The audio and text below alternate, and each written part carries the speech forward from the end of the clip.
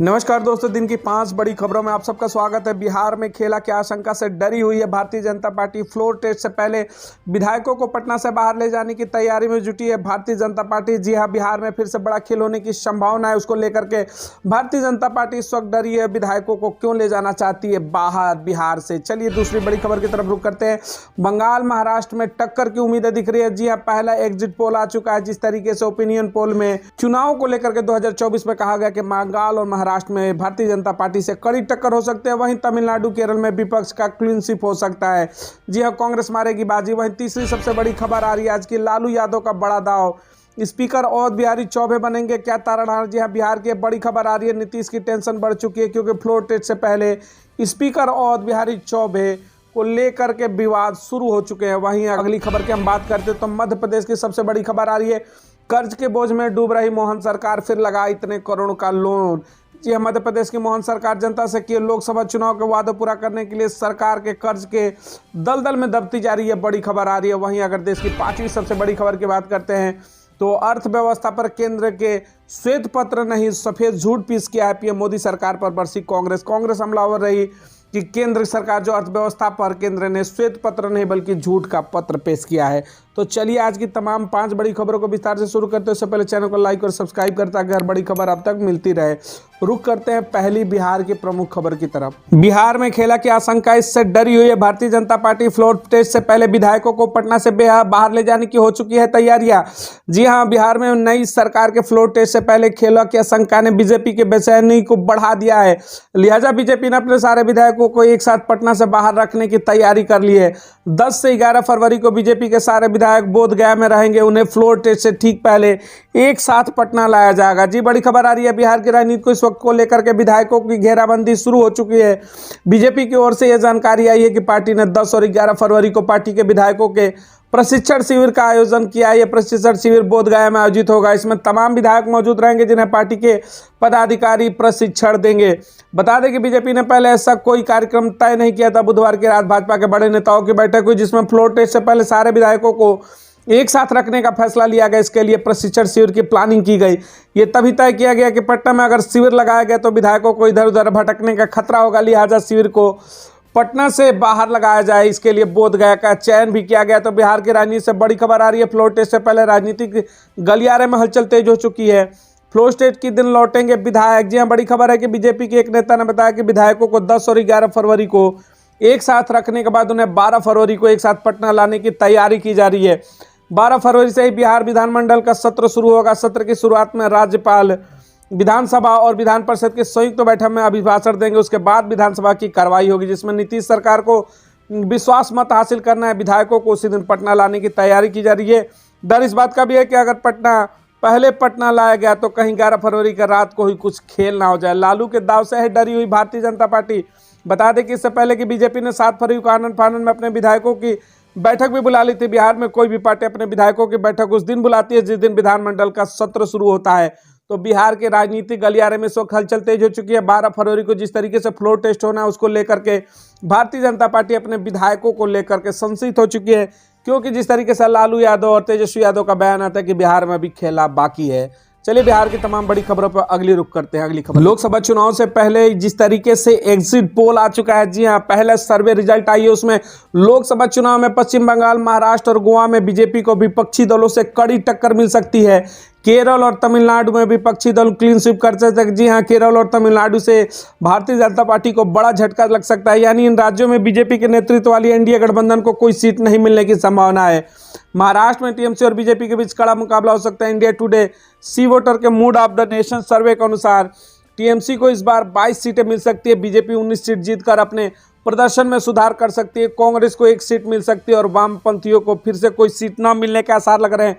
बंगाल को लेकर के बड़ा सर्वे इस वक्त आया है। पश्चिम बंगाल में 42 लोकसभा सीटें हैं। बीजेपी को 40 वोट से शेयर हासिल करने का अनुमान है जो 2019 के समान है। ममता बनर्जी की तृणमूल कांग्रेस को 53% वोट शेयर मिलने की संभावना है जो 2019 से 4% कम है। अन्य को 7% वोट मिल सकते हैं। तो बड़ा इस वक्त की खबर आ रही है 2024 लोकसभा चुनाव को लेकर के। 2019 के लोकसभा चुनाव में भी तृणमूल कांग्रेस और बीजेपी के बीच कांटे की टक्कर देखने को मिली थी। तब भाजपा ने 18 सीटें हासिल की थी, जबकि तृणमूल 22 सीटों के साथ सत्ता पर कायम रही। कांग्रेस को 2 सीटें मिली थी। इंडिया टुडे के मूड ऑफ द नेशन सर्वे का फरवरी 2024 संस्करण सभी लोकसभा सीटों पर 35,801 उत्तरदाताओं के सर्वेक्षण पर आधारित है। सर्वेक्षण में 15 दिसंबर 2023 और 28 जनवरी 2024 के बीच किया गया। इससे पहले कुछ हफ्तों में हालिया राजनीतिक घटनाक्रम और गठबंधन में अंकगणित के परिणामों को बदलाव के ध्यान में रखकर किया गया है। महाराष्ट्र में भी विपक्ष का पलड़ा भारी बताया जा रहा है सर्वे के अनुसार। तो 2024 चुनाव से पहले जिस तरीके से मूड ऑफ द नेशन का पहला सर्वे आया, उसमें बंगाल महाराष्ट्र में भारतीय जनता पार्टी की कड़ी टक्कर देखने को मिल रही है। वहीं तमिलनाडु और केरल में विपक्ष क्लीन स्वीप करते हुए भारतीय जनता पार्टी को 0 के आने की उम्मीदें लग रही हैं। चलिए रुक करते हैं अगली बड़ी खबर। बिहार में फ्लोर टेस्ट से पहले लालू यादव का बड़ा बयान आ चुका है। स्पीकर अवध बिहारी चौबे बनेंगे तारणहार। जी हाँ, नीतीश की टेंशन इस वक्त बढ़ चुकी है। बिहार से बड़ी खबर आ रही है इस वक्त की बिहार में नीतीश कुमार अब एनडीए के सीएम है। उन्हें बीजेपी जीतन राम मांझी की पार्टी हम और एक निर्दलीय का भी समर्थन हासिल है। एनडीए सरकार के पास बहुमत के लिए पर्याप्त विधायक है, मगर विधानसभा अध्यक्ष अवध बिहारी चौबे के इस्तीफे से इनकार से नीतीश कुमार की चुनौती फिर से बढ़ चुकी है और राजनीतिक गलियारे में हलचल तेज हो गई है बिहार की। बिहार विधानसभा की अगर बात करते तो अध्यक्ष अवध बिहारी चौबे इस्तीफे के इनकार से बिहार में राजनीतिक हलचल बढ़ा दी है। स्पीकर अवध बिहारी चौधरी ने साफ किया कि बजट सत्र शुरू होने से पहले स्पीकर के पद से इस्तीफा नहीं देंगे।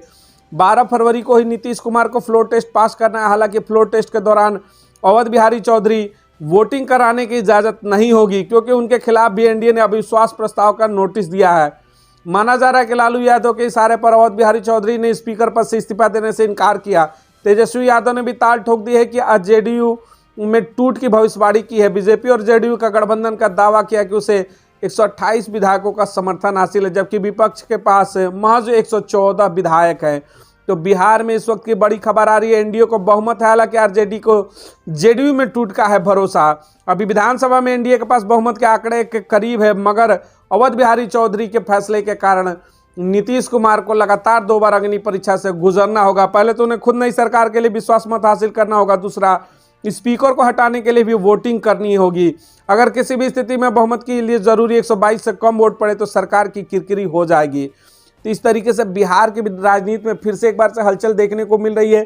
फ्लोर टेस्ट से पहले जिस तरीके से आमने सामने दिख रहा है पक्ष और विपक्ष, लालू यादव का इसी बीच में एक बड़ा दावा आता है कि स्पीकर अवध बिहारी चौधरी बनेंगे तारणहार। नीतीश की टेंशन बढ़ाने में लगे हुए इस वक्त लालू यादव।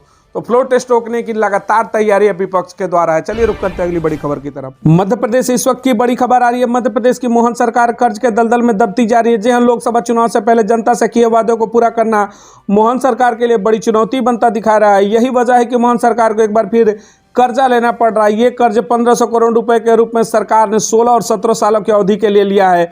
सूत्रों के मुताबिक इस वित्त वर्ष के खत्म होने के पहले सरकार 31 मार्च तक अभी बाजार से 8,000 करोड़ तक का कर्ज उठाने की तैयारी में भी है। तो इस वक्त की बड़ी खबर आ रही है मध्य प्रदेश सरकार को लेकर के।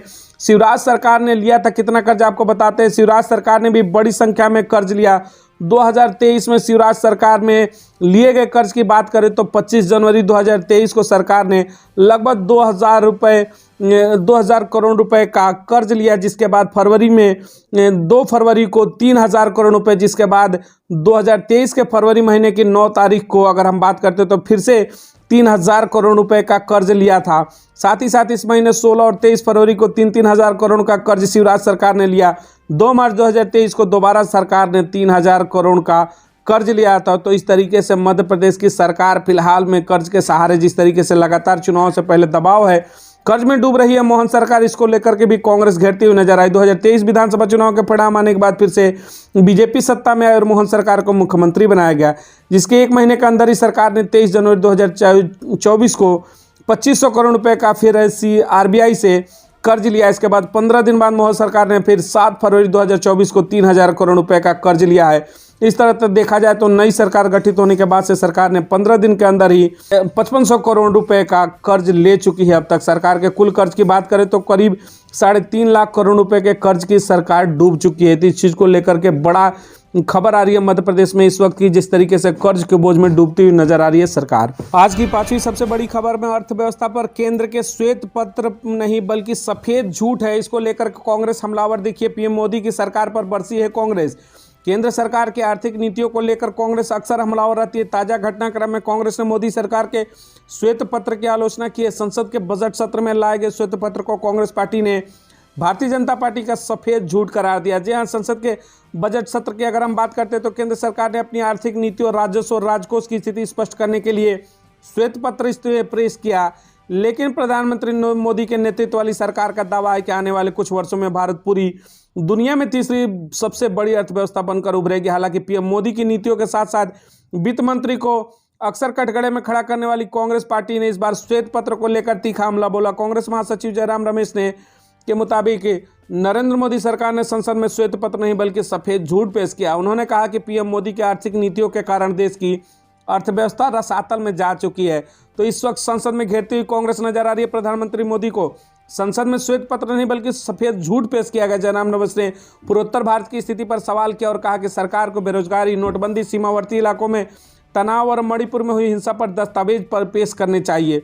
उन्होंने कहा कि बजट सत्र 2024 में पेश किया गया श्वेत पत्र वास्तविकता में कोसों दूर है। उन्होंने कहा कि यह सफेद झूठ है। तो इस तरीके से नरेंद्र मोदी सरकार को घेरते हुए कांग्रेस नजर आ रही है। 2024 लोकसभा चुनाव से पहले जिस तरीके से लगातार कांग्रेस महंगाई और बेरोजगारी को मुद्दा बना करके प्रधानमंत्री नरेंद्र मोदी को घेरती नजर आ रही है। क्या लग रहा है 2024 के चुनाव में मोदी की सत्ता तीसरी बार वापसी होगी? फिर इंडिया गठबंधन नरेंद्र मोदी के विजय रथ को रोकेगा और इंडिया गठबंधन सत्ता में पहली बार वापसी करेगा राहुल गांधी के नेतृत्व में? कमेंट सेक्शन में बताइएगा। मिलेंगे अगली तमाम बड़ी खबरों के साथ।